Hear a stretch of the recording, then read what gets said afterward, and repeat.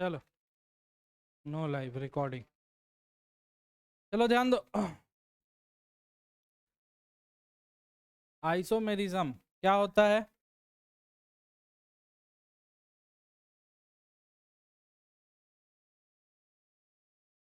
बताओ भाई। इसको आइसोमेरिज्म बोलते हैं। बताओ। जो तुम बात बोले हो सेम फार्मूला और सेम केमिकल फार्मूला और डिफरेंट, तो वो तो स्ट्रक्चरल आइसोमेरिज्म हुआ। हम पूछ रहे हैं आइसोमेरिज्म क्या होता है। तो आइसोमेरिज्म का टाइप है कि स्ट्रक्चर अलग हो गया तो स्ट्रक्चरल हो गया। आइसोमेरिज्म क्या होता है? पहली बार सुन रहे हो कि इससे पहले सुने हो? बताओ फिर। हम्म। सिलेबस खत्म होने को है। आइसोमेरिज्म नहीं याद। वाह। कौन कटवाया तुम्हारा बाल? अपने से कटवाया है? हम काहे बोले बेकार लग रहा है कि अच्छा लग रहा है? तुमको क्या दिक्कत है भाई? बताइए। हाँ। चलो हो गया। याद बात तो कुछ रहता नहीं, खाली मैं करते रहता है। पढ़ाई याद रहता है तुमको? पढ़ाई याद रहता है कभी कभी। अब बाकी काम याद रहता है। या- क्या बोले, बहुत अच्छा बात आ रहा है मुंह में लेकिन बोल नहीं सकते हैं, है ना?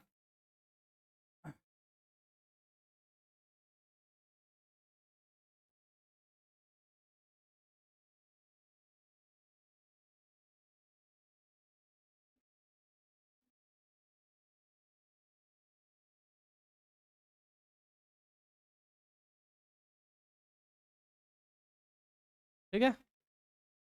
Same chemical formula but different physical and chemical properties, इसको क्या बोलते हैं? आइसोमेरिज्म को कितने पार्ट में क्लासिफाइड किया जाता है? बताओ फिर। स्ट्रक्चर और स्टीरियो। स्ट्रक्चरल और स्टीरियो। फिर स्टीरियो कितने पार्ट में डिवाइड होता है? कौन कौन सा? ज्योमेट्रिकल आइसोमेरिज्म और स्ट्रक्चरल का आगे फिर टाइप होता है। ठीक है। तो ये सब तो वापस से ये सब कुछ सेम है, पीछे पढ़े थे। लेकिन ये स्ट्रक्चर का यहाँ पर नाम सबका क्या होता है? अलग अलग नाम होता है। नाम याद रखने का क्या तरीका बताए हैं? कोहली।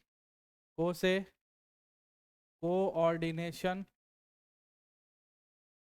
एच से हाइड्रे, हाइड्रो से बनेगा है ना? एल से लिंकेज, लिंकेज लिगेंड लिख रहा हूं मैं। Linkage isomerism. और आई से आइसो, कल दिखाए थे हम शायद पिछले क्लास में। आई से क्या होता है? Ionization isomerism. ठीक है। देखो, सबसे पहला आइसोमेरिज्म का क्या नाम है? सबसे आइसोमेरिज्म, आइसोमेरिज्म के अंदर कौन सा पार्ट? स्ट्रक्चर। और स्ट्रक्चर के अंदर कौन सा में आइसोमेरिज्म? क्या लिखा हुआ है पढ़ो। Cation and anion both are complex. बस बिहार बोर्ड के लिए इतना ही है, इससे ज्यादा कुछ नहीं सोचना है। एग्जाम में आएगा which of the following is a structure, sorry coordination isomerism. ठीक है।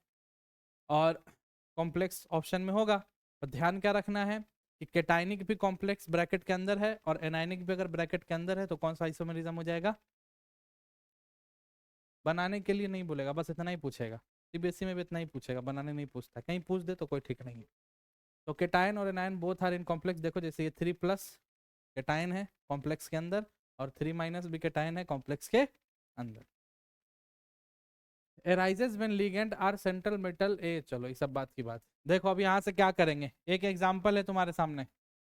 बात कौन कर रहा है उसको खड़ा करो। CONH3 6 3+ CONO2 6 3-। तो ये देख के तुमको ये बात पता चल गया, ये कौन सा आइसोमेरिज्म है? Coordination isomerism. अब क्या हो रहा है इन दोनों में? आइसोमेरिज्म जैसे होता है ना, आइसोमेरिज्म का मतलब क्या होता है? सेम फॉर्मूला रहेगा लेकिन प्रॉपर्टीज अलग अलग होगा। और ये स्ट्रक्चर का अंदर आ रहा है तो स्ट्रक्चर बदलेगा। स्ट्रक्चर कैसे बदलेगा भाई? तो देखिए क्या किए हैं, NH3 6 अपने जगह पर है और यहाँ NO2 कितना था 6, तो यहाँ से एक NO2 को उठा के यहाँ ले आए और एक NH3 को उठा करके वहां ले गए, तो ये 6 से कितना हो जाएगा 5 हो जाएगा, और ये 6 से यहाँ एक आ गया तो यहाँ कितना बच गया, तो ये इसका एक आइसोमेरिज्म तैयार हुआ। हाँ, दूसरा क्या कर सकते हैं, फिर एक NO2 को लाओ और एक NH3 को उधर ले जाओ, तो ये दूसरा, फिर उसी तरह से तीसरा, फिर चौथा, फिर पांचवा और फिर छठा। तो इस अरेंजमेंट का टोटल कितना आइसोमेरिज्म बन गया 6। तो ये तो डिटेल में बात हो गया। एग्जाम में अगर पूछेगा शो डेट, शो करने के लिए बताएगा तो तुमको ये शो करना पड़ेगा। अदरवाइज जनरली पूछता है ऑप्शन में देकर के कौन सा आइसोमेरिज्म एग्जिस्ट कर रहा है, तो वो पहचानने का कोऑर्डिनेशन का तरीका है कि दोनों किस में होगा, कॉम्प्लेक्स में, कैटायन भी और एनायन भी। और नंबर गड़बड़ हो सकता है टाइपिंग में, उसके लिए टेंशन नहीं है। 6 है, 6 से हो गया 5, 4, 4 के बाद ये होगा 3, 3 के बाद होगा 2, 2 के बाद ऐसे करके यहाँ पे गड़बड़ है, उस पर ध्यान मत दो। तरीका समझ गया ना मैंने क्या करना है, एक एनायन का उठा के इधर ले जाना है, एक कैटायन का उठा के लिगेंड को, लिगेंड का शिफ्टिंग कराना है, इधर से उधर, उधर से, जितना इधर से ले जाएंगे उतना उधर से लेके आएंगे, एक एक करके आना जाना करेंगे। और दोनों किस में होगा, कॉम्प्लेक्स में, तो इस टाइप का कोऑर्डिनेशन, सॉरी आइसोमेरिज्म क्या कहलाएगा, कोऑर्डिनेशन आइसोमेरिज्म। क्लियर? स्ट्रक्चर का दूसरा पार्ट का नाम क्या है, हाइड्रेट, और यहाँ पर क्या है, when H2O is act as ligand as well as water of crystallization, जहां पर पानी लिगेंड के तरह भी बिहेव करे और क्रिस्टलाइजेशन, वाटर ऑफ क्रिस्टलाइजेशन का मतलब क्या है, जैसे देखते होगा CuSO4 डॉट H2O, तो ये जो डॉट H2O है इसी को क्या बोलते हैं, वाटर ऑफ क्रिस्टलाइजेशन। तो यहाँ पर बोल रहा है कि ऐसा कॉम्प्लेक्स जहां पर दोनों हो, वाटर लिगेंड की तरह भी बिहेव करे और वाटर ऑफ क्रिस्टलाइजेशन की तरह भी हो। जैसे एग्जांपल यहाँ पर क्या लिखा हुआ है, CrH2O6Cl3, क्या किए हैं यहाँ पर, अगले बार में देखिए, एक Cl को हम अंदर ले गए और एक H2O को वाटर ऑफ क्रिस्टलाइजेशन बना दिए, समझ में आया? अगली बार में फिर एक काउंटर बैलेंस अंदर गया, Cl से कितना हो गया ये Cl2 और फिर एक H बाहर 2H2O, तीसरा बार में फिर लाए और एक ले गए, क्या अब ये फिर वापस जा सकता है, क्योंकि बाहर कोई काउंटर बैलेंसिंग आयन नहीं बचा। तो टोटल कितना आइसोमेरिज्म तैयार हो गया, 1, 2 और 3। तो बहुत आसान है हाइड्रेट को पहचानना कि वाटर किसके तरह बिहेव कर रहा हो, लिगेंड की तरह, और बाहर में एक काउंटर बैलेंसिंग आयन बैठा हो, तो इस टाइप का लिगेंड क्या कहलाएगा, हाइड्रेट या solvate isomerism. Clear? Next, linkage isomerism. अब यहाँ पर आपको ये बात याद होना चाहिए, एम्बिडिएंट लिगेंड याद है, एम्बिडिएंट लिगेंड, एम्बिडिएंट होता दो है पर देता कोई, जैसे CrH2O SCN और NO2, ये आपका एग्जांपल है। SCN को हम NCS भी लिख सकते हैं। SCN का मतलब यहाँ पर कौन किसका डोनेशन है, कार्बन का, यहाँ पर किसका डोनेशन है, नाइट्रोजन का। NO2 लिखा है तो नाइट्रोजन डोनेट कर रहा है, और उसको ONO लिख दिए तो ये जहां पर भी आपको एम्बिडिएंट लिगेंड दिख जाए, कौन सा लिगेंड, वहां चुपचाप से कौन सा आइसोमेरिज्म बोलेंगे, लिंकेज, बाकी कुछ सोचना ही नहीं। arises when ambidient ligand is, बहुत इजी क्वेश्चन आता है, बहुत ज्यादा टफ यहाँ से नहीं बनता है। आगे चले, आयोनाइजेशन, ये क्या लिखा हुआ है पढ़ो, arises when different counter ions are present, अलग अलग काउंटर आयन होगा तब, जैसे देखो CO NH3 4 Br2Cl, यहाँ पे Cl और यहाँ पर क्या है, दोनों सेम ग्रुप का है कि नहीं, तो हमने क्या किया है, Cl को अंदर बुलाया और Br को, Cl अंदर Br बाहर, यानी काउंटर आयन का सेम ग्रुप होना चाहिए, ग्रुप क्या होना चाहिए, सेम, और उसका अगर एक्सचेंज कर रहे हैं तो ये कौन सा आइसोमेरिज्म में जाएगा, आयोनाइजेशन। अब यहाँ पर सिंपल सा कहानी है कि अगर यहाँ पर बाहर Cl है और इस पूरे का रिएक्शन किसके साथ करा दे, तो क्या बन जाएगा, AgCl का व्हाइट PPT, आया ना। और अगर ये एक्सचेंज करने के बाद अगर रिएक्शन कराएं तो फॉर्मूला देखो समझाने के लिए है तो इसमें भी उतना ही ब्रोमीन क्लोरीन, इसमें भी उतना ही ब्रोमीन क्लोरीन, यानी केमिकल फॉर्मूला सेम है कि नहीं है, लेकिन देखो फिजिकल और केमिकल प्रॉपर्टी बदल गया। इसका रिएक्शन AgNO3 के साथ कराए तो क्या बन गया, व्हाइट PPT, और जब इसका करा रहे हैं तो क्या बन जा रहा है, पेल येलो कलर का AgBr, तो हुआ ना अलग, आइसोमेरिज्म बदला ना। तो इस टाइप का आइसोमेरिज्म क्या कहलाता है, आयोनाइजेशन आइसोमेरिज्म। खत्म हो गया। इतना ही था। कोहली नाम देख लीजिए आप। को से कोऑर्डिनेशन, कोऑर्डिनेशन का याद करना है क्या, दोनों किस में होगा, कॉम्प्लेक्स में। हाइड्रेट में वाटर होगा लिगेंड की तरह, लिंकेज में एम्बिडिएंट लिगेंड, और आयोनाइजेशन में सेम ग्रुप का काउंटर बैलेंसिंग आयन इधर बाहर करते रहो, खत्म। ठीक, तो ये स्ट्रक्चर पार्ट खत्म हो गया। अब दूसरा टाइप क्या है, स्टीरियो, स्टीरियो आइसोमेरिज्म। अब स्टीरियो आइसोमेरिज्म कितने पार्ट में, कौन कौन सा पार्ट, तो पहले किसका बात कर ले, ज्योमेट्रिकल से समझ में आ रहा है, नाम से ज्योमेट्री में चेंज होगा। ज्योमेट्रिकल का मतलब क्या होगा, ज्योमेट्री में चेंजिंग। तो सबसे पहले बात करते हैं कोऑर्डिनेशन नंबर, कोऑर्डिनेशन नंबर 4 का मतलब कौन सा लिगेंड, टेट्राहेड्रल, टेट्राहेड्रल बनेगा ना, CN4 में अभी बता रहे हैं, अभी अगर sp3 हाइब्रिडाइजेशन है तो क्या बनेगा, टेट्राहेड्रल।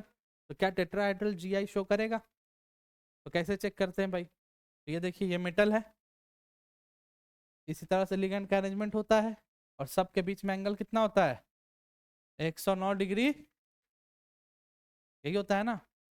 अब इसमें से अब हम इसको अब अपना गोला बारूद उठा लेते हैं, एक सेकेंड।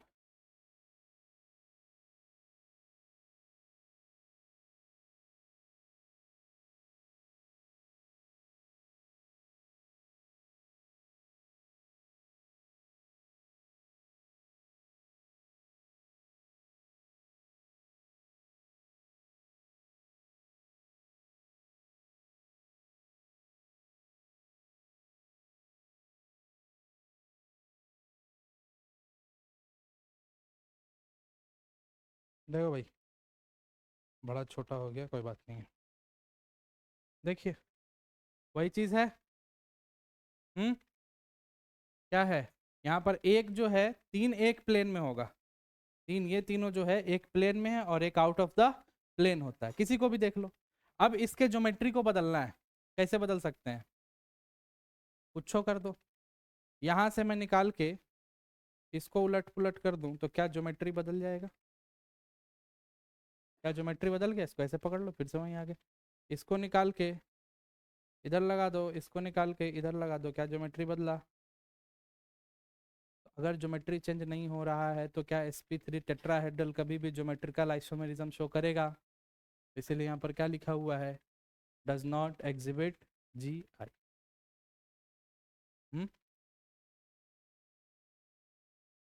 हाँ ये एंगल ना, अरे इसको छोड़ो ना, हम फीलिंग समझा रहे हैं, अब इसका एक सुनो, हम खींचने बनाने थोड़ी जा रहे हैं, भावना को समझिए, क्लियर है बात। पिछले क्लास में हम प्याज पे एक्सपेरिमेंट कराए थे, आलू प्याज जोड़ के बताए थे, अभी थोड़ा सा तरक्की हो गया है, तो थोड़ा सा लाल पीला ब्लू हो रहा है।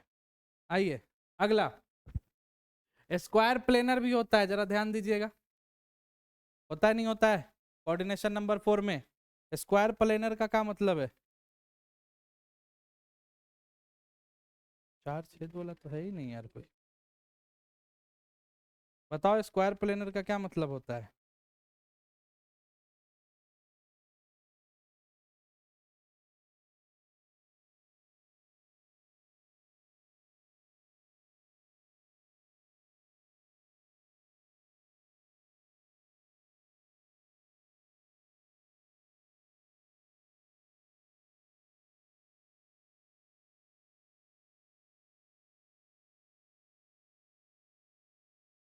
गड़बड़ हो ही गया है।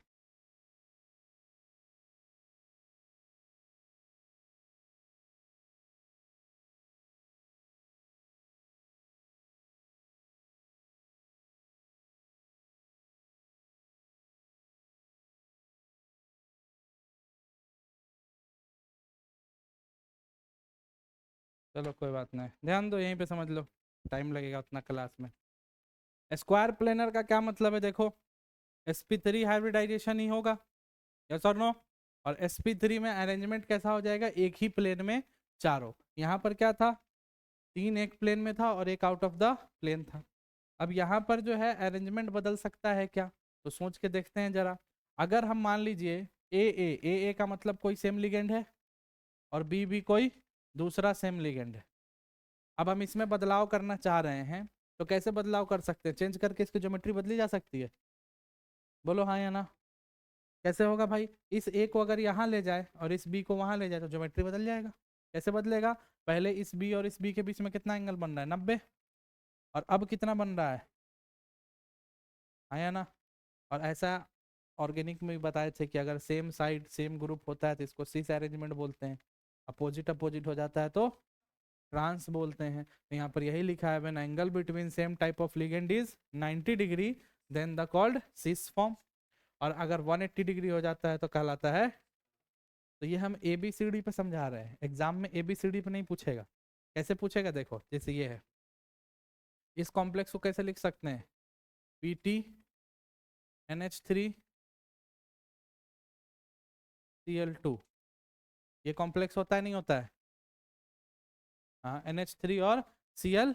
तो अगर इसको हम मेटल मान ले और इसको A मान ले और इसको B मान ले तो ये किस अरेंजमेंट पे आ गया, Ma2 और, तो ये उसी का अरेंजमेंट है ना, Ma2 और, तो जैसी Ma2 और B2 हुआ तो वो किस में चला जाएगा, स्क्वायर प्लेनर में चला जाएगा। और स्क्वायर प्लेनर में जैसे जाएगा वैसे वो ज्योमेट्रिकल आइसोमेरिज्म शो करने लगेगा। और कौन कौन सा आइसोमेरिज्म शो करेगा, एक तो सिस फॉर्म, दूसरा सिस होगा तो इसके नाम में सिस लग जाएगा, और ट्रांस होगा तो उसके नाम में ट्रांस लग जाएगा। यहाँ पर ना इसमें कितना बन गया है 180, और यहाँ पर कितना बन रहा है भाई, तो 90 डिग्री।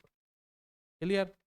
तो कोऑर्डिनेशन नंबर 4 में दो ही केस होता है, एक या तो टेट्राहेड्रल या तो square planar. Tetrahedral geometrical isomerism show नहीं करता है, पर स्क्वायर प्लेनर और ज्योमेट्रिकल आइसोमेरिज्म शो करता है। कौन कौन सा फॉर्म, एक सिस और एक, ये तो हल हुआ है, मजा आता है 6 से। चलिए कोऑर्डिनेशन नंबर 4 में कुछ समझते हैं।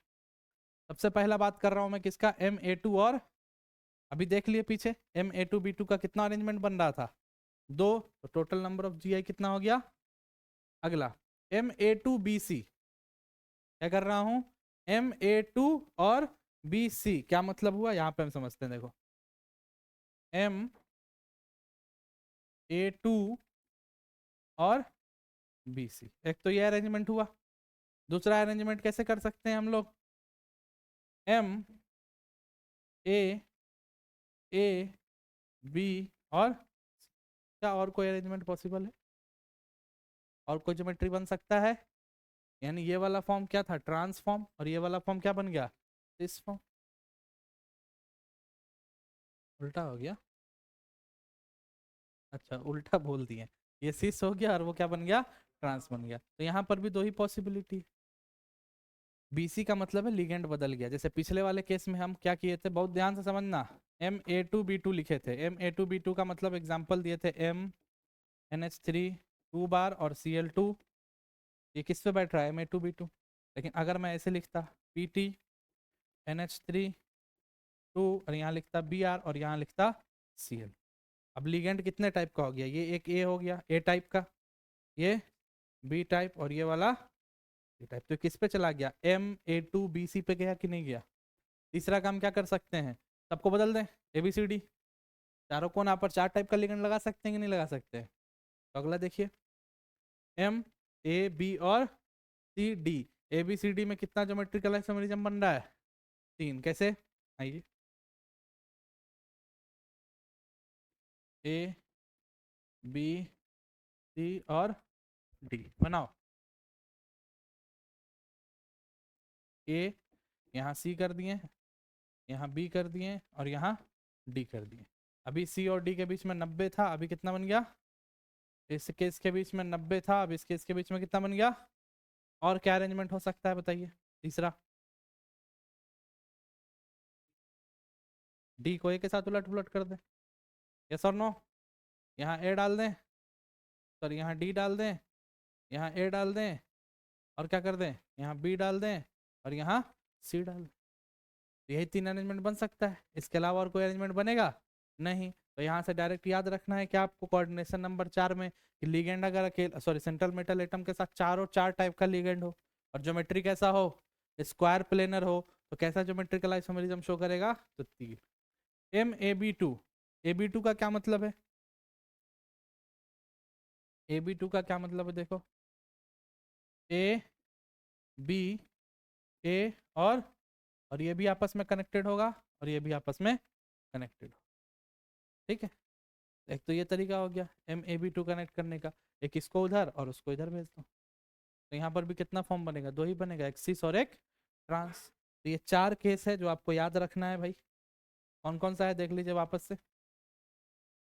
MA2B2, B2 को फिर स्प्लिट कर दिए B और C में, फिर A को भी स्प्लिट कर दिए ABCD में, और फिर 2 का पेयर बना दिया। और याद रखना है 2 2 3 2, और यही 4 टाइप का कोऑर्डिनेशन नंबर आपसे एग्जाम में पूछा जाएगा। क्लियर है बात, इसको बेकार है, इसमें टाइम वेस्ट होगा मेरा। Next case 2। अब कोऑर्डिनेशन नंबर कितना, ए का मतलब ज्योमेट्री, और ये पूरा का पूरा ज्योमेट्री शो करता है GI। ठीक है, अब आइए चेक करते हैं ऑक्टाहेड्रल। ऑक्टाहेड्रल में कितना लिगेंड आता है भाई, MA6 बोल दे क्या, कोई दिक्कत है?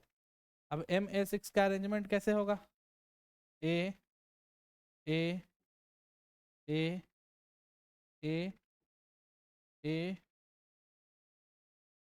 अब आप हमको इसके साथ छेड़खानी करके इसका नया ज्योमेट्री बना के बताइए।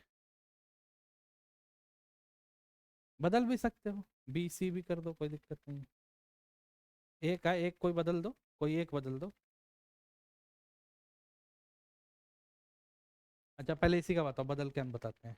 क्या ये शो करेगा, क्यों नहीं करेगा? इधर भी घुमा दो, 4 प्लेन में रहेगा और 2 आउट ऑफ द प्लेन रहेगा, तो ये तो शो करने वाला नहीं है, जबकि ये क्या है, ऑक्टाहेड्रल है। तो यहाँ पर पहला point, MA6 don't show GI। अगला क्या किए हैं भाई, MA5 और B, देखो यहीं पे बताते हैं। A को एक कम कर रहे हैं, ठीक है, और एक नया लिगेंड लाए, कैसे बना दे?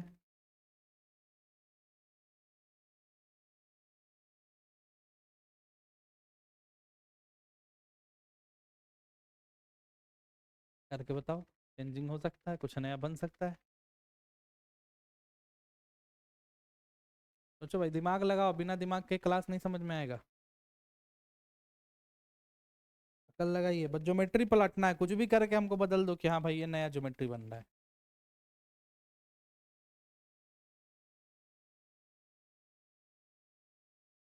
हम्म, तो क्या हो जाएगा, फिर हम उसको घुमा देंगे। 3D शेप है ना, तुम उसको आगे पीछे कर दो, हम घुमा के रख देंगे, वही चीज हो जाएगा। बताओ बताओ, इसको यहाँ, तो भी कुछ नहीं होगा, कर लो।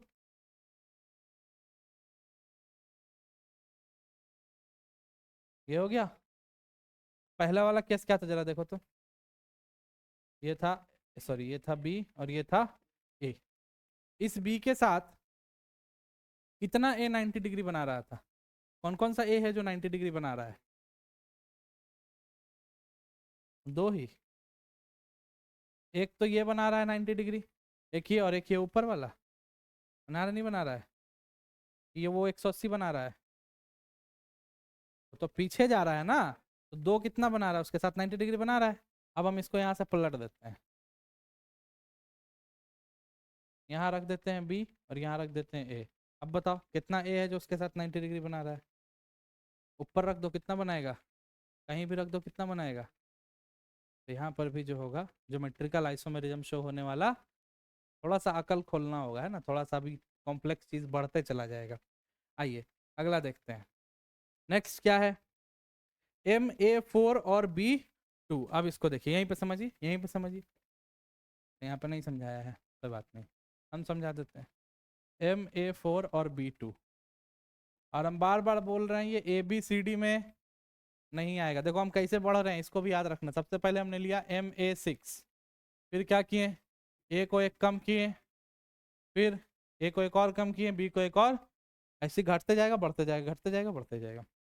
MA4B2 में क्या करते हैं भाई, ये लीजिए A A A A B, और अभी ये जो दोनों B है, ध्यान दीजिए, ये जो दोनों B है ये आउट ऑफ द प्लेन है, यस और नो?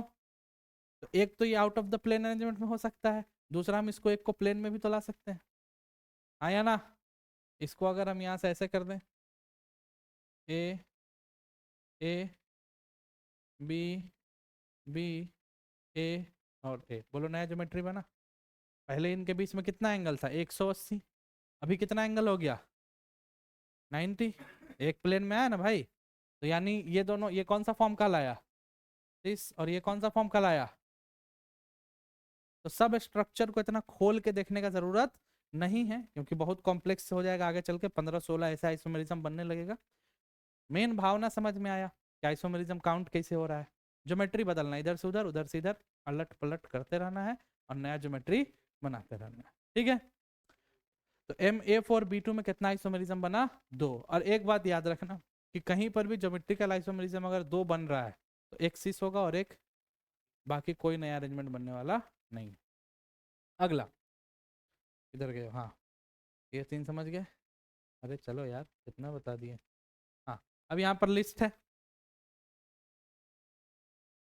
यहाँ पर लिस्ट है जो आपको याद करना है, यहीं से क्वेश्चन आएगा। सबसे पहला क्या था? MA4B2, बाकी 2 छोड़ दिए हैं। MA6 वो दोनों तो एग्जिस्ट नहीं करता है। तीसरा वाला है MA4B2, कितना दिखाया? 2 का मतलब एक सिस और एक, फिर MA4 और B को स्प्लिट कर दिए, B और C में, तो भी कितना दिखाएगा? 2। अब क्या किए? A को एक और कम, B को एक और बढ़ा दिए, MA3B3 कितना दिखाया? अब क्या किए? B3 को स्प्लिट किए, B2 और एक नया। स्प्लिटिंग समझ में आ रहा है ना? पहले देखो B कितना था? सेम था। अब क्या कर सकते हैं? दोनों को अलग अलग। फिर क्या कर दिए? 3 लाए, फिर 3 को डिवाइड करेंगे, 2 एक जैसा और एक अलग, और फिर अगले दान में तीनों का तीनों। आया ना? दिमाग पटक रही है। उसके बाद A3 था, A को एक और कम किया, कितना हो गया? A2, B का B2, C का C2, MA2B2C2 कितना आइसोमेरिज्म बन गया? 5।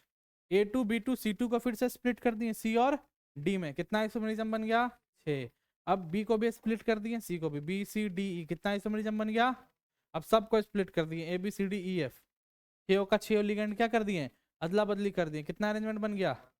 15। अब पेयरिंग कर रहे हैं, MAA होल ट्वाइस और B2, इसका क्या मतलब होगा? कैसा अरेंजमेंट होगा भाई?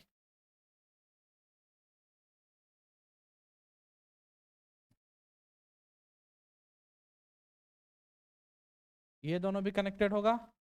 ये क्या है? MA2 और MAA का होल ट्वाइस और B2, तो एक तो ये अरेंजमेंट हो गया। अगला क्या कर सकते हैं? इन दोनों को प्लेन में ला सकते हैं और इसको आउट ऑफ द प्लेन कर सकते हैं, ये दोनों को, तो यानी 190। अभी यहाँ इन दोनों के बीच में कितना एंगल बन रहा है ये बताओ? 180। यहाँ पर भी कितना बन रहा है? अगले में देखो क्या कर रहा हूँ मैं, ये A और ये A ऐसे हो गया, और इधर आ गया B, इधर आ गया B, और इधर चला गया आपका A और A, इस तरह से। तो अभी इनके बीच में कितना बना? यहाँ कितना बना? तो ये कौन सा फॉर्म हुआ? इस, वो कौन सा हुआ? यानी मैं क्या बोल रहा हूँ, जहां पर भी 2 आइसोमेरिज्म बनेगा वो एक सिस बनता है और एक ट्रांस। उसी तरह से MAA2 फिर B2 को स्प्लिट कर दिया और AB3। तो इतना आगे तक नहीं जाना, हम कहेंगे आप यहाँ तक याद कीजिए जो आपके लिए सफिशियंट है। ठीक है, MA6 बोलना सीखो, बनाना सीखो, चलो मेन तो यही चीज़ है, बनाओ कैसे? MA6 सब एक जैसा, MA5B, अगला MA4, MA4, MA3B2, B3 sorry, 3 और 4 तो 6 हो गया ना, MA2B2 और C2। अगला 2 2 4, अच्छा 7 हो गया ना, B2C, B2C। अगले दान में MA3BC और D। अगले में MA2B2C2। अब क्या बनेगा?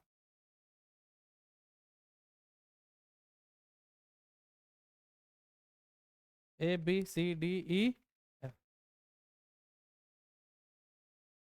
हाँ, 2 2 4 2 6, ये लाना है ना हमको। मैक्सिमम कितना कोऑर्डिनेशन लिगेंड लगा सकते हैं? 6।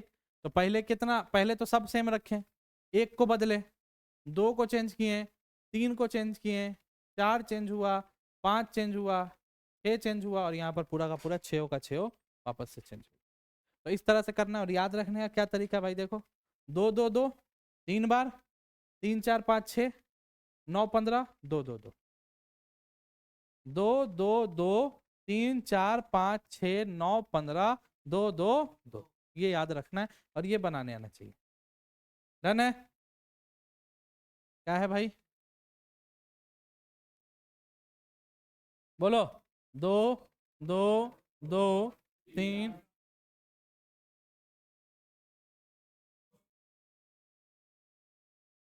क्लियर है? इतना ही अरेंजमेंट बनेगा। नेक्स्ट, अब कुछ पे थोड़ा स्पेशल सीबीएसई बोर्ड ध्यान दीजिए।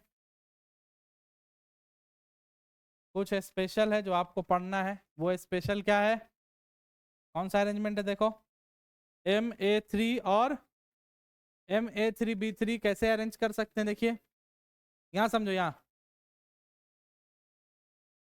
A A A B B और B। यहाँ पर क्या हुआ है, अगर ध्यान दिया जाए तो ये दोनों एक इसमें है, एक प्लेन में है, ये दोनों एक प्लेन में है और ये एक दूसरे प्लेन में।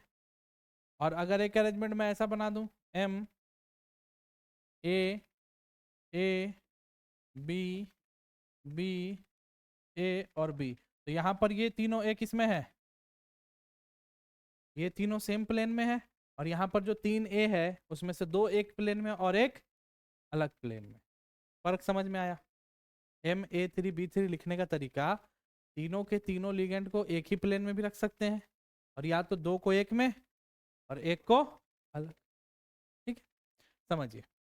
अगर सेम प्लेन में है तो उसके नाम को क्या बोलते हैं, फेशियल आइसोमेरिज्म।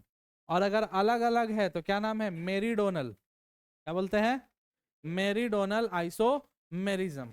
ठीक है, मेरीडोनल आइसोमेरिज्म। तो नॉर्मली आपसे सिर्फ इतना ही सीबीएसई बोर्ड में पूछेगा, what do you mean by facial and meridional isomerism. क्या होता है फेशियल आइसोमेरिज्म और क्या होता है मेरीडोनल आइसोमेरिज्म, तो वहां पर लिख दीजिएगा। When when ligands are in same plane then it is called meridional, sorry facial, or opposite plane then it is meridional। Bihar board में नहीं पूछेगा, सिर्फ कहाँ पूछेगा, सीबीएसई में। बस ये एक अलग सा टॉपिक था और कुछ नहीं। आइए, ज्योमेट्रिकल आइसोमेरिज्म क्लियर। अब अगला कौन सा आइसोमेरिज्म है, ऑप्टिकल आइसोमेरिज्म। अच्छा, कुछ याद है ऑप्टिकल आइसोमेरिज्म का, कुछ बात याद है ऑप्टिकल आइसोमेरिज्म का? कब कोई भी कंपाउंड ऑप्टिकली एक्टिव होता है और कब ऑप्टिकली एक्टिव नहीं होता है, बताओगे? क्या ए ऑप्टिकली एक्टिव है? याद आ गया। अगर प्लेन ऑफ सिमेट्री है तो वो ऑप्टिकली इनएक्टिव होगा, और अगर प्लेन ऑफ सिमेट्री नहीं है तो वो ऑप्टिकली एक्टिव होगा। क्या हाँ ना करता है बे, बात नहीं समझ में आता है क्या एक बार में? अगर प्लेन ऑफ सिमेट्री है तो ऑप्टिकली इनएक्टिव, और अगर प्लेन ऑफ सिमेट्री नहीं है optically active. Plane of symmetry क्या है भाई, इसको पकड़ के इस तरह से डिवाइड कीजिए कि दो बराबर बराबर भाग में बट जाए, बट सकता है कि नहीं? तो ये प्लेन ऑफ सिमेट्री में आ गया, और ये जो होगा ऑप्टिकली एक्टिव। बी जरा बताओ, बी बोलो, बी। बी यहाँ से काट दो, सी यहाँ से काट दो, डी ऐसे काट दो, ए को भी काट दो, एफ बताओ। तो एफ क्या हो जाएगा, ऑप्टिकली एक्टिव। यानी यहाँ पर प्लेन ऑफ सिमेट्री हमको। दूसरी चीज, मिरर इम्पोजिबल और mirror not imposable, super imposable और सुपर नॉट इम्पोजिबल भी पढ़ाए थे। यानी अगर हम इस ए के बगल में एक आईना रख दें, आईना समझते हो ना, तो इसका इमेज कैसा बनेगा, ऐसा ही बनेगा। और इस वाले ए को इस वाले ए पर डालें तो वो एक दूसरे पर फिट हो जाए, इसी को बोलते हैं इम्पोज हो जाना। क्या हो जाना? तो अगर इम्पोज हो गया तो ऑप्टिकली इनएक्टिव, और अगर इम्पोज नहीं हुआ तो ऑप्टिकली एक्टिव। ऑप्टिकली, ऑप्टिक का क्या मतलब होता है, कहीं ना कहीं लाइट रे के बारे में पढ़ेंगे, और रे ऑफ लाइट से क्या पढ़ते हैं हम लोग, मिरर वगैरह के बारे में ही पढ़ते हैं। और आइसोमेरिज्म क्या होता है, चेंज, यस और नो। अगर हम किसी चीज को आईना में देख रहे हैं और उसका पोजीशन बदल गया तो ये भी तो एक तरह का आइसोमेरिज्म है। तो ए को देखो तो ऐसा ही दिखेगा ना, बी को देखेंगे तो बी की तरह ही दिखेगा, सी को देखेंगे सी की तरह ही दिखेगा, ऐसे ही चलते चला जाएगा।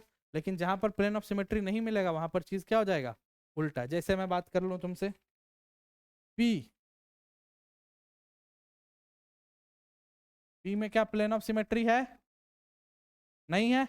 पी को अगर आईना में देखेंगे तो कैसा दिखेगा, ऐसा दिखेगा। और जब इसको इसके ऊपर रखेंगे तो क्या दिखेगा, लॉलीपॉप, लॉलीपॉप बन जाएगा ना।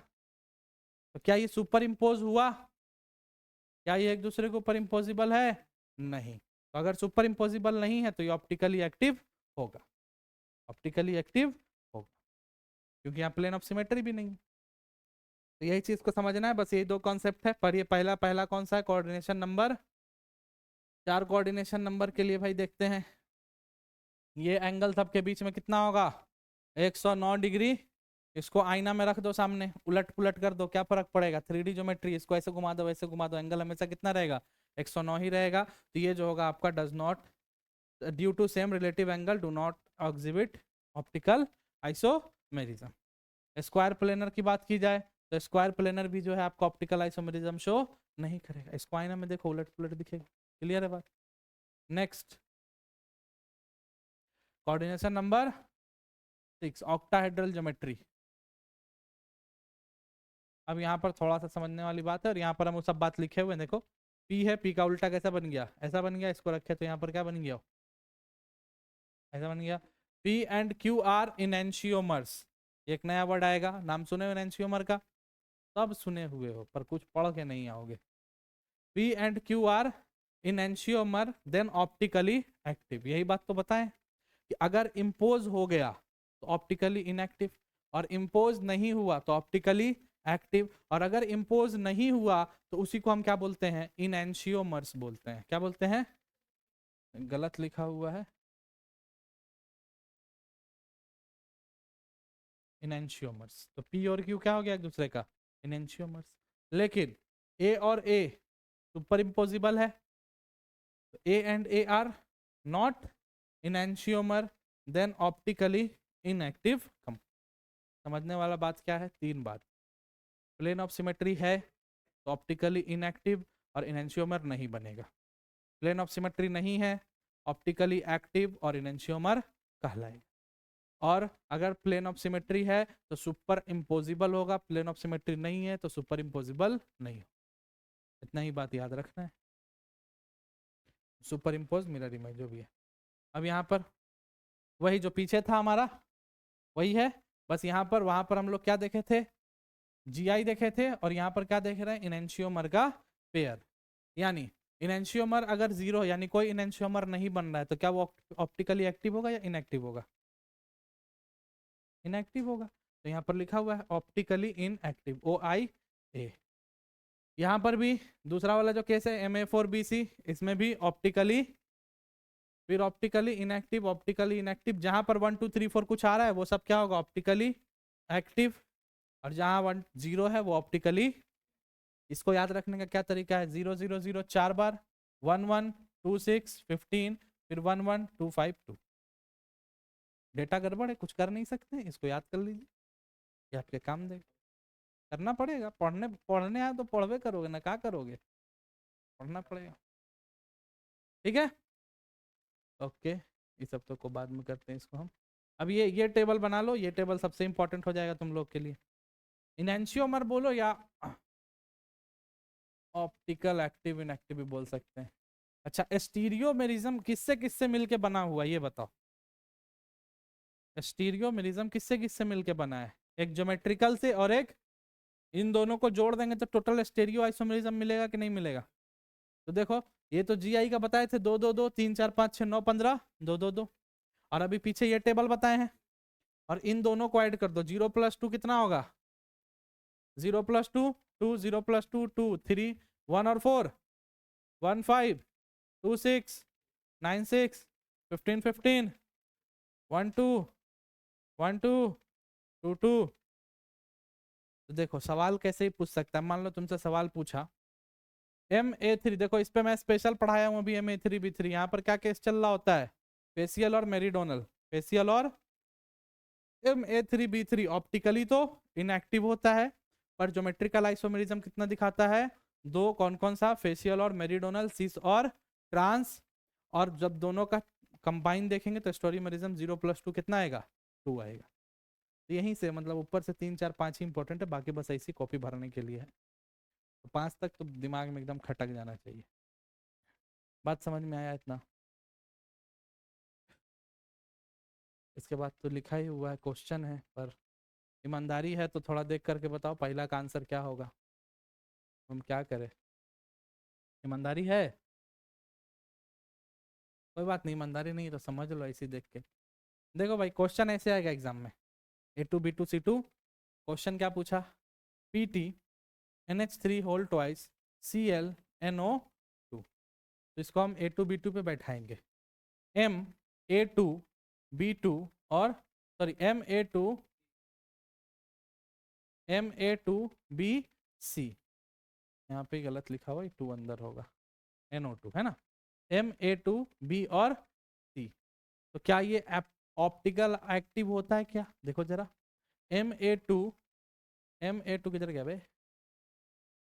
अरे इधर है नीचे, नहीं नहीं नीचे नहीं, MA2BC, यहाँ पे गलत किया हुआ है ना, क्या गलती किया है यार, एक सेकेंड, टाइपिंग में बैठ के ही करवाना पड़ेगा हमको, MA2BC है,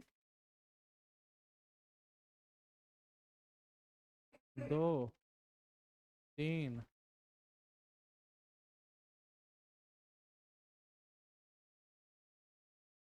उम्र का है, GI के केस में देखेंगे ना, सॉरी,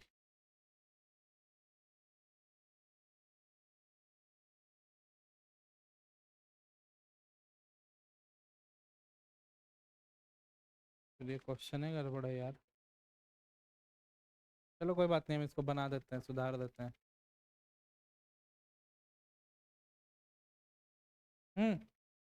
अब बताइए, देखिए MA4 और BC 6 कोऑर्डिनेशन देना है ना, तो 4 और एक 5 और एक 6, अब MA4BC क्या है भाई, तो सबसे पहले हमको इसका क्या चेक करना पड़ेगा, कोऑर्डिनेशन नंबर चेक करेंगे ना, चेक करेंगे तो यहाँ पर एक बात जो आपको एक्सेप्शन में याद रखना है, जो हम बता देते हैं यहाँ पे साइड में, कहीं पर भी तुमको किसका कंपाउंड दिख जाए, PT मतलब ये हमेशा ऑलवेज कहाँ रहता है, लिखा हुआ है देखो वहां पर, ऑलवेज, इसको किसी बात से कोई मतलब नहीं है, ऑलवेज किस में होगा, स्क्वायर प्लेनर में, इसलिए मेरा यहाँ से मिस्टेक हो रहा था, अभी ठीक है, ऑलवेज किस में होगा, स्क्वायर प्लेनर में, जहां पर किसका कंपाउंड मिले, PT मतलब platinum, always in square planar, तो स्क्वायर प्लेनर में चलते हैं, स्क्वायर प्लेनर करने हैं भैया, स्क्वायर प्लेनर,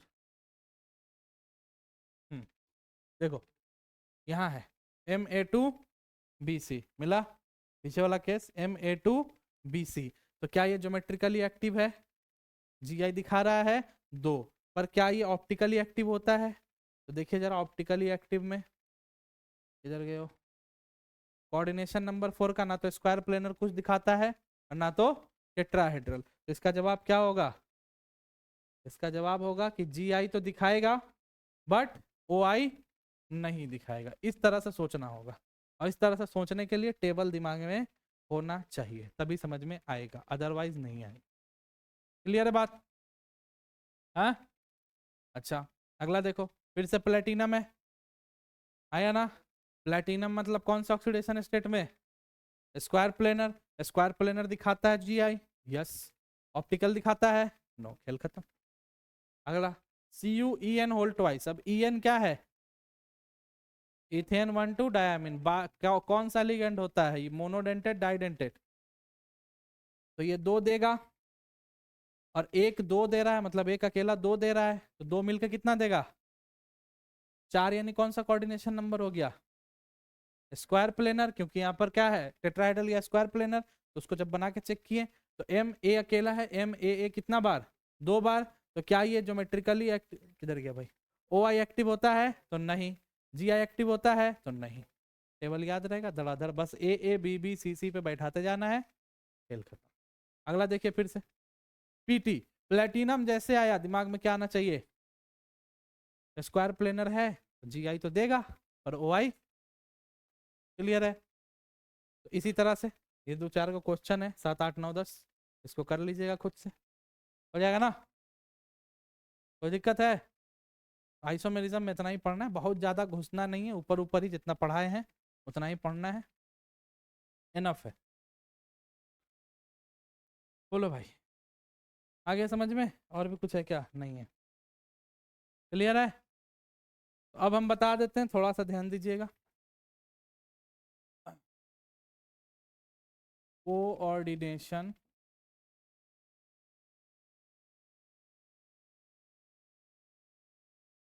कंपाउंड, देखो भाई बिहार बोर्ड क्या क्या पढ़ लेना। सबसे पहला क्या क्या पढ़ाए थे, वार्नर थ्योरी बताए थे, वार्नर और सिडविक, ठीक है। दूसरा वी बी टी, तीसरा सी एफ, चौथा आइसो, ठीक है। यही 4 टॉपिक में खत्म किया ना क्लास, थोड़ा टाइम लगा है क्योंकि समझाना पड़ता है। तो ये चारों आपको पढ़ना है बिहार बोर्ड। अब चारों पढ़ते समय बिहार बोर्ड को सीएफटी में ज्यादा नहीं घुसना है। क्रिस्टल फील्ड थ्योरी में जो T2G का सेट, TEG का सेट बना रहे थे, इलेक्ट्रॉन को डाल रहे थे, पेयरिंग एनर्जी देख रहे थे, उतना डीप में बिहार बोर्ड को नहीं जाना है। सिर्फ क्या जानना है भाई कि हाँ T2G होता है नीचे, EG होता है ऊपर, इलेक्ट्रॉन ऐसे वैसे जाता है, बस उससे ज्यादा कुछ भी याद रखने का जरूरत नहीं। और CBSE को बोर्ड जो भी क्लास में पढ़ाए हैं, एक एक बात दिमाग में डाल के जाइएगा, ठीक है। ओके, कल के क्लास से हम लोग शुरू करने जा रहे हैं ऑर्गेनिक, ठीक है। वो बड़का नहीं दिख रहा है, बड़ा नहीं दिख रहा है तुमको, ठीक है। ऑर्गेनिक स्टार्ट होगा। ऑर्गेनिक स्टार्ट करने के लिए हमको क्या क्या चाहिए होगा बताइए आप ही लोग, टॉपिक टॉपिक बताओ क्या क्या हमको चाहिए होगा सबसे पहला, उससे भी पहले, उससे भी पहले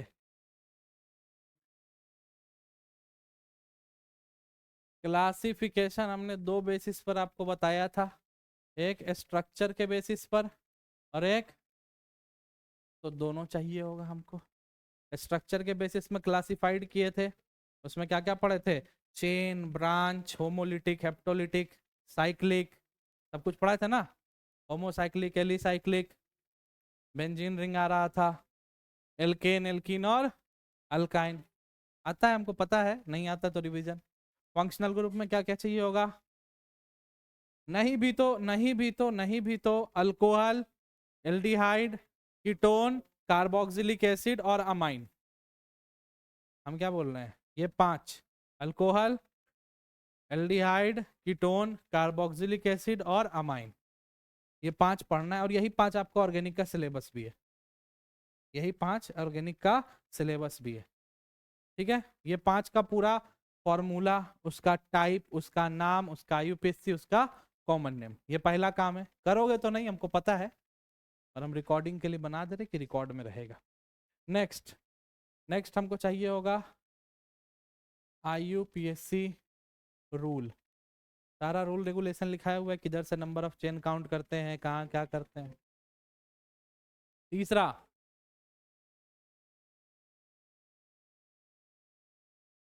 रेजोनेंस, याद है, pi sigma pi, pi sigma lone pair. हाँ, अगला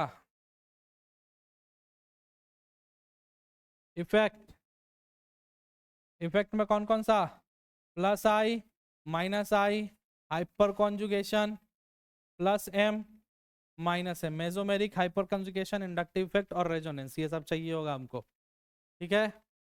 इसके बाद आइसोमेरिज्म नॉट मत पढ़ना, आइसोमेरिज्म पढ़ा है ना, functional group, this this this, जहाँ पर आएगा थोड़ा मोड़ा हम बता देंगे, बस उसको रखना है, आइसोमेरिज्म नहीं पढ़ना है।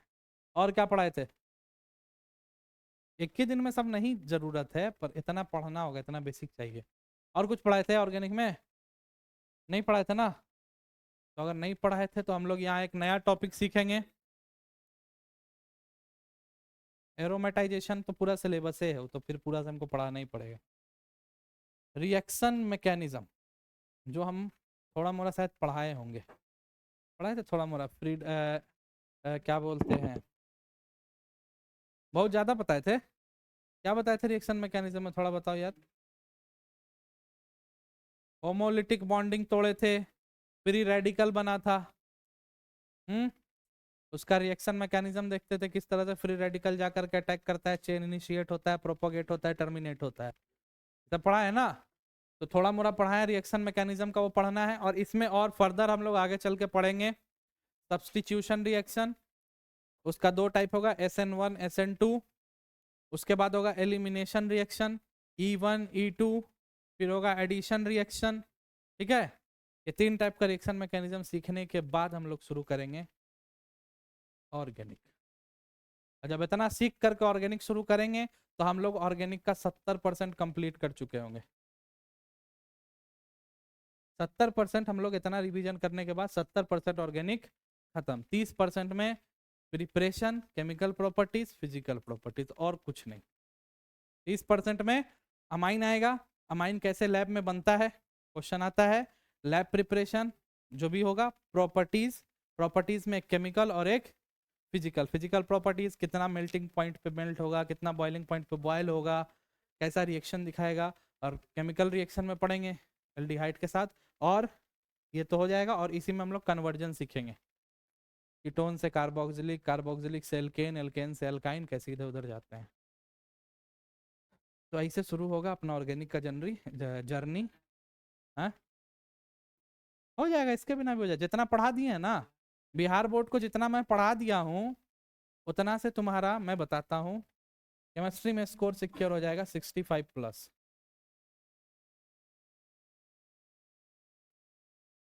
सीबीएसई की बात किया हूँ मैं भी। मैं क्या बोल रहा हूँ, बिहार बोर्ड को भी जितना पढ़ाया है ना ऑर्गेनिक छोड़ के, है नहीं, ये सब जो पार्ट, जो थोड़ा मोड़ा रिवीजन का पार्ट है ना, जैसे IUPAC है, फंक्शनल ग्रुप का, ये सब बेसिक थोड़ा सा है, ये ले करके मैं 65 बोल रहा हूँ। जो मैं पढ़ाऊंगा वो सब नहीं, वो सब छोड़ करके जितना मैं अभी तक पढ़ाया हूँ फिजिकल और इनऑर्गेनिक, इतना पे अगर फुल्ली कमांड रहा कि कोई भी क्वेश्चन आएगा बना देंगे, तो 65+ मार्क्स आ रहा है। तुम एनालिसिस कर लो पेपर उठा करके, 35 मार्क्स में कम से कम 12 से 13 मार्क्स का ऑब्जेक्टिव सिर्फ तुमको फिजिकल से दिखेगा, 15 क्वेश्चन मिनिमम। ठीक है, बिहार बोर्ड में सीबीएसई प्यार, रुक जा भाई रुक जा। हाँ 70 रहता है, हाँ 70 में 35 बनाना रहता है। अभी रुक जा, पूरा बात हमको खत्म करने दो पहले। ठीक है, तो 15 से 20 मार्क्स जितना भी पढ़ लिए हो उतना से ऑब्जेक्टिव आ रहा है। मान लो 20, तुमको 20 आएगा तो 20 का 20 बनाना है, बन गया 20। 5 मार्क्स में 4 ऑप्शन रहता है ना, 8 क्वेश्चन रहेगा, दो दो में से कोई एक करना रहता है और करके, उसमें से 3 या मिनिमम चलो तो 2 फिजिकल का एक क्वेश्चन रहेगा, एक सॉल्यूशन का रहेगा, और एक इनऑर्गेनिक का मैं जो बताऊंगा वही आएगा, जो बताएंगे वही आएगा। 5 नंबर का वो हो गया, 10 नंबर आ गया, 20 और 10, और बाकी जो 2 नंबर ही चलेगा, उसमें आपको थोड़ा सा मेहनत करके उसमें कहानी बनाना पड़ेगा, उसमें से भी क्वेश्चन यही से पूछेगा, आ जाएगा। रिपीटेड क्वेश्चन भी रहता है, तो परेशान नहीं होना है। 20 तो हम बताए ना, अब 70 क्वेश्चन जो बनाएगा बिहार बोर्ड, उसमें से क्या करेगा, पहले तो क्वेश्चन सब चैप्टर से उठाता है, समझो क्वेश्चन कैसे बनाता है, 3 क्वेश्चन पहला, 3 4 5 ऐसे करके पूरे चैप्टर से दे देगा। अब मान लो लास्ट में जा करके उसको 15 क्वेश्चन 16 क्वेश्चन और डालना है, वापस से शुरू कर देता है साइकिल, यानी फिर से फिजिकल, फिजिकल 2 बार घूम करके आता है, 2 बार फिजिकल का क्वेश्चन देखने को मिलेगा आपको। फिजिकल पे कमांड होना चाहिए, इनऑर्गेनिक पे कमांड है, खेल जाओगे। और आयु इसमें तो इतना नॉलेज होगा कि जो 11th क्लास में पढ़ाए हैं, नेमिंग करना, एमीन अमाइन पहचान जाना। अरे ऐसा क्वेश्चन नहीं कर पाओगे क्या, ऐसे पूछता है किसका कौन सा फंक्शनल ग्रुप है, अब बोलोगे क्या, अब बोलोगे आप इनऑर्गेनिक नहीं पढ़ने बोले थे तो हम बना के नहीं आए, तो ये तो गलत बात। तो यही पूछता है, इससे ज्यादा नहीं पूछता है। इस टाइप का रहता है। तो इसका मतलब ये है पढ़ना है और हम बता देंगे कि कहाँ तक दिमाग लगाओ बिहार बोर्ड और कहाँ तक दिमाग लगाओ सीबीएसई बोर्ड। ठीक है। हाँ अब सीबीएसई बोर्ड कहाँ है, सीबीएसई बोर्ड। हाँ सीबीएसई बोर्ड के लिए सबसे इंपॉर्टेंट पोर्शन होगा ये रिएक्शन मैकेनिज्म। सबसे इंपॉर्टेंट, सबसे इंपॉर्टेंट होगा यही। 5 मार्क्स में रिएक्शन मैकेनिज्म पूछेगा, आपके सामने रिएक्शन लिख देगा और रिएक्शन का मैकेनिज्म पूछेगा। 2 से 2.5 पेज में रिएक्शन मैकेनिज्म पूरा जाएगा, कैसे कैसे रिएक्शन हुआ है। हाँ बस 2-2.5 पेज का रिएक्शन मैकेनिज्म 5 मार्क्स में। और 1 2 3 मार्क्स में वही जो नॉर्मल है सब चैप्टर से पूछेगा। ऑब्जेक्टिव का लेवल भी बिहार बोर्ड से तो कहीं ज्यादा टफ होगा। बिहार बोर्ड पूछता है ये क्या है, तो हाँ तो सीबीएसई बोर्ड पूछेगा कि when alcohol react with carboxylic acid at in the presence of potassium permanganate at 200 degree Celsius then what is obtained. तो वो थोड़ा सा आपको पढ़ना पड़ेगा। तो यही कहानी रहेगा, पर घबराना नहीं है। सीबीएसई बोर्ड को भी हम अभी तो राज का बात नहीं बताएंगे, जब एग्जाम करीब आएगा तो एक राज का बात बताएंगे। जो तुम लोग को बिहार बोर्ड का जो प्रेशर होगा ना उसका 10 उससे और कम प्रेशर हो जाएगा। समझ रहे हो। जितना प्रेशर बिहार बोर्ड लेके जाएगा ना एग्जाम में उससे 10% कम हो जाएगा, उससे भी 10% कम रिलीफ हो जाएगा एकदम। ठीक है एकदम। तो अभी जितना पढ़ाएं उतना पढ़ना है और जिस पे बीबीआई लगाए लगाते जाना है। और बुक कौन कौन खरीदा है, लास्ट बार पूछ रहे हैं, कोई खरीदा है सीबीएसई वाला खरीदा है कोई, सब बिहार बोर्ड वाला खरीदा है। तो सीबीएसई ले लो जल्दी से जल्दी, एनालिसिस कर लो, हम सब बता देंगे फिजिक्स में भी, मैथ में भी, केमिस्ट्री में भी। देखो सीबीएसई बोर्ड में मैं फिजिक्स और केमिस्ट्री को डील करा दूंगा, क्या आएगा कहाँ से आएगा एकदम गारंटी। ठीक है। और बिहार बोर्ड में हम तीनों करा देंगे, फिजिक्स केमिस्ट्री और मैथ तीनों। बिहार बोर्ड का मैथ देखे ही होगे, बताइए क्या होगा। आई डॉट आई क्या होता है, आई स्क्वायर। अब क्या होता है आई कैप डॉट आई कैप। बस इसी टाइप का तुमको 4 क्वेश्चन दिखेगा बिहार बोर्ड में ऑब्जेक्टिव में, 4 गो खोज खोज के बनाते रहना है।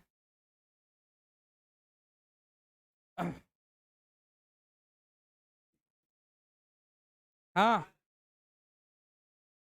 आए कहने है रे।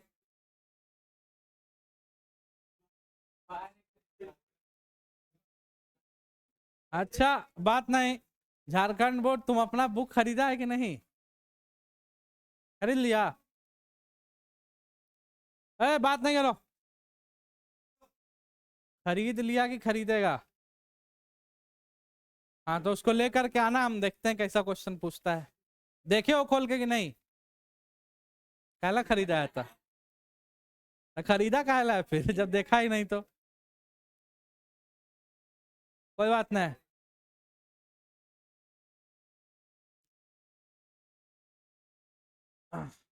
अच्छा एक और बात, कौन कौन है जो इस बार अटेम्प्ट दे रहा है एनडीए का।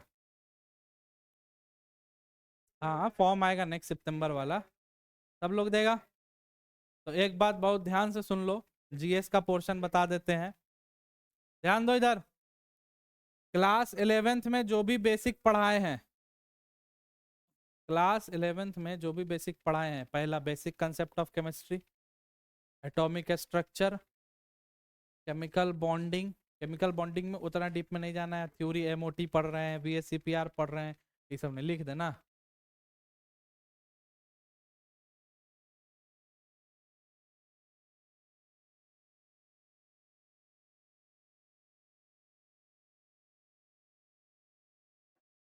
कोई बुक खरीदा था ना तुम में से, तुम खरीदे थे, लाए हो।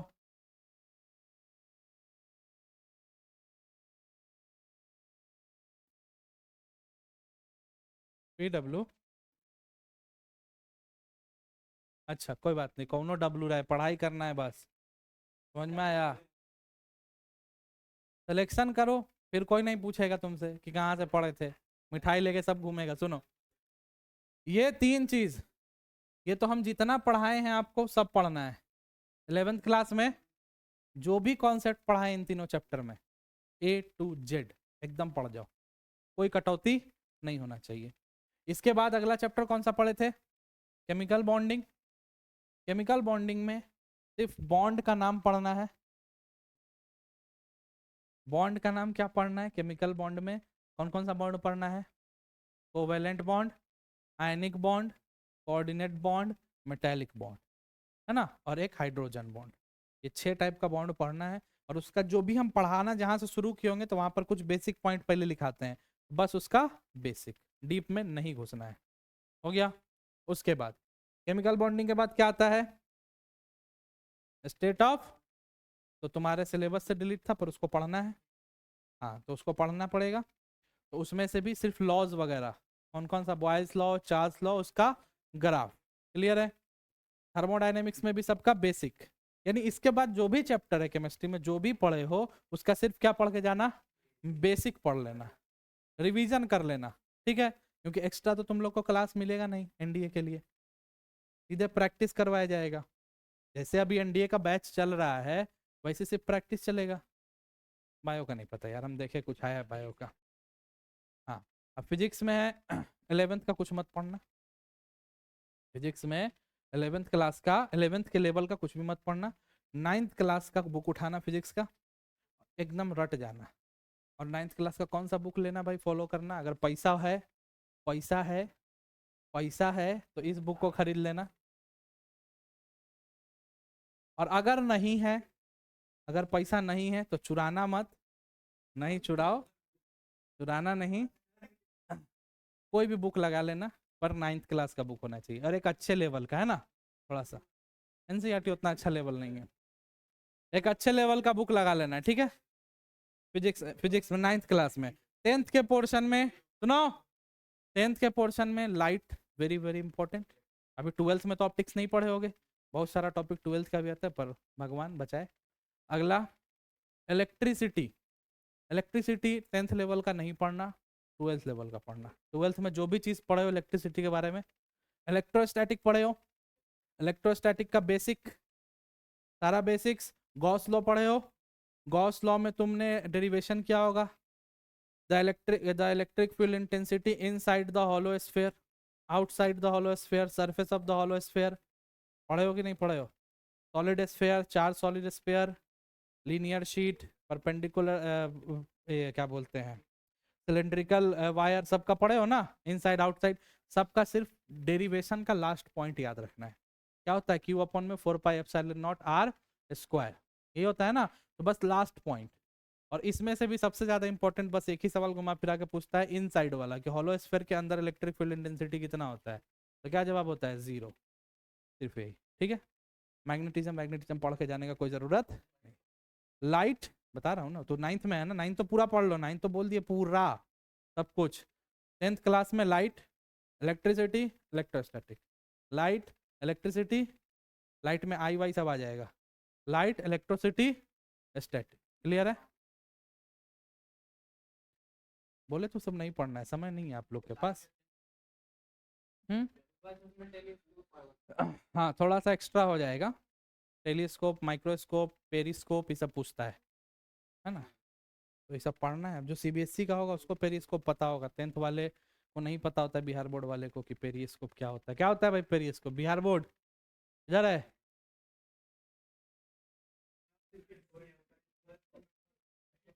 12th में नंबर लाना है ना। हाँ सही बात है, शुद्ध बिहार बोर्ड से है, शुद्ध बिहार बोर्ड से हो। 12th में बिहार बोर्ड शुद्ध है, चलो सही है, शुद्ध बिहार बोर्ड से तो अच्छी बात, ठीक है। और मैथ का तो लेवल अच्छा रहेगा ही, ऑब्वियस सी बात है। देखे होगे मैथ का क्या लेवल है, कैसा बन रहा हो, तो देख लो। इंग्लिश का भी लेवल देख लो। जीएस में बस इतना ही करके जाना है, ठीक है। तो और बुरा ना लगे,